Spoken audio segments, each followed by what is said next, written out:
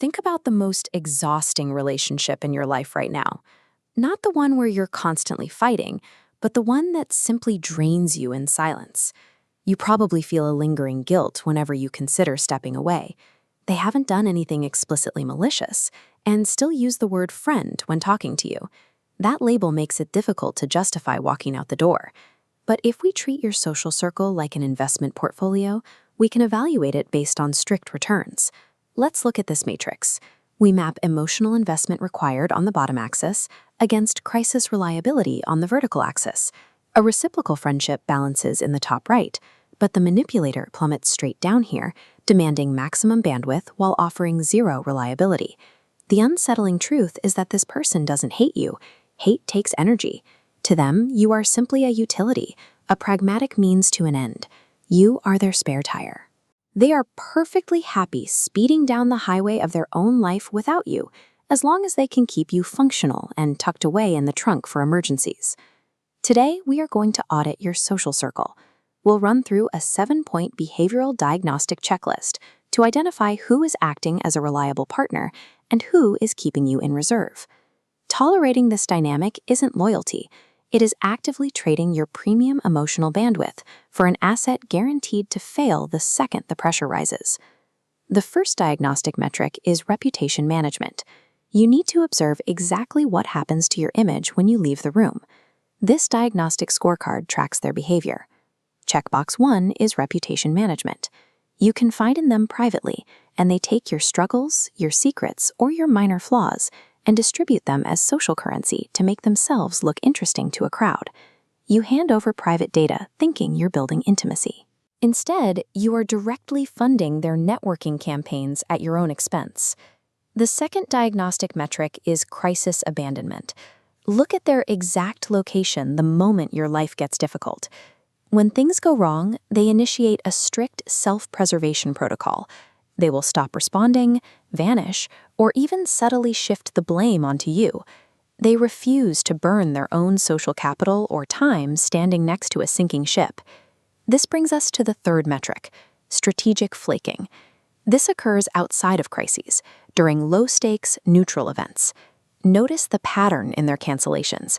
A sudden scheduling conflict miraculously appears only when the event supports you. If it benefits them, calendars open.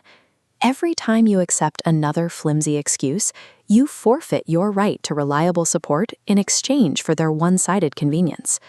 The fourth diagnostic metric is passive erasure. A manipulator won't give you the clarity of a direct argument. They just quietly edit you out of the picture. You find out they hosted a dinner or went to an event days later, usually through someone else's photos or a casual slip of the tongue. When confronted, they'll casually mention they didn't think you'd be interested. This is a calculated form of passive-aggressive social control. It forces you to accept a diminished role in their life without giving you a concrete reason to fight back. That silent exclusion stands in sharp contrast to the fifth metric, the sudden activation of the spare tire. Look at this timeline of their communication. After weeks of dead air, you get a massive spike in activity. The texts are suddenly warm, overly familiar, and heavily urgent, usually starting with a massive favor they need right now. They haven't missed you, they've just hit a pothole, and they need to mount the spare tire to keep their own life moving. You end up spending your time, money, and energy solving their immediate crises, all while being systematically scrubbed from their actual social life. The sixth metric shows up exactly when you win. We call it the sabotaging compliment. They will look at your new house or your promotion and say, "Wow, it's a great spot. It's going to be so hard for you to manage the upkeep alone, but I'm proud of you." They wrap a heavy critique inside a thin layer of praise to chip away at your competence. The root cause here is disguised envy. They view your relationship as a silent competition, and since they can't openly attack your success without looking bitter, they drop a little poison in the well instead. That same competitive insecurity drives the seventh and final metric, egocentrism and conversational hijacking. If we map out the conversation, it looks like this. An interaction with them isn't a mutual exchange of ideas. The second you bring up an issue, they interrupt, minimize your experience, and redirect the spotlight back to their own infinitely more important problems. You are expected to sit there for hours, dispensing free therapy, endless validation, and practical solutions. If you try to change the subject, you're penalized as a bad friend. This is the ultimate ego tax. You sacrifice your own self-esteem and drain your mental energy, purely to soothe their deep-seated emotional immaturity. Look closely at the profile we've just built.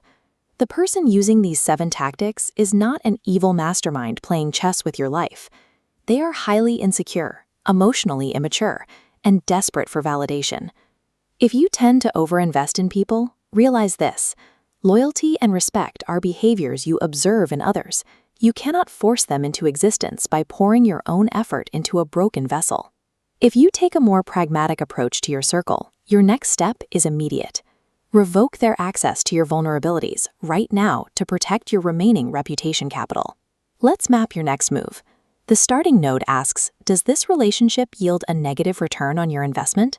Demanding an apology or staging a dramatic confrontation only feeds their need for a stage. The most effective move is to quietly step away. This is the silent exit. It requires real emotional maturity to accept the sunk cost of the time you've already spent and walk out the door without needing the last word. In the economy of your social circle, an empty seat at the table is vastly superior to a seat occupied by a liability.